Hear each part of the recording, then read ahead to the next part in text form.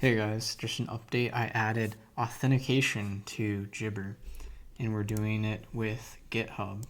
And this is just using NextAuth. No joke, this took me maybe 5 minutes. I mean, it was just so fast. I'm extremely impressed by NextAuth. I mean, just looking at how many providers they have. I mean, just look at all these providers. It's just incredible. And, it's really as simple as going into your project.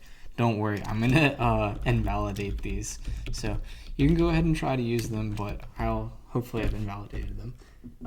So it's really as easy as going into your project, going into Pages, API, auth. This is assuming it's a next T3 project.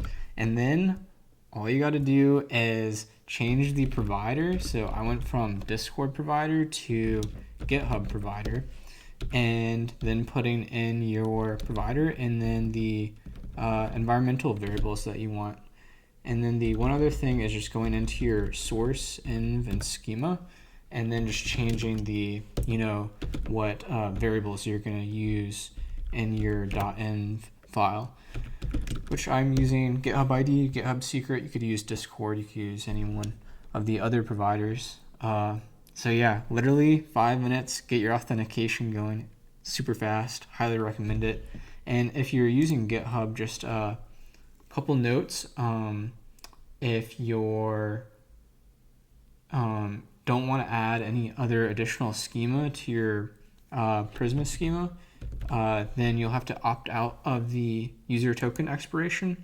So I'll probably add like the there's one thing I was missing. Let me see if I can find it. But it is like, yeah, here it is. So you have to add the refresh token expires in, which I'll probably do that later. But for now, it's good enough. And then also adding the callback. So you just, do localhost auth callback and then the provider. So I'm using GitHub.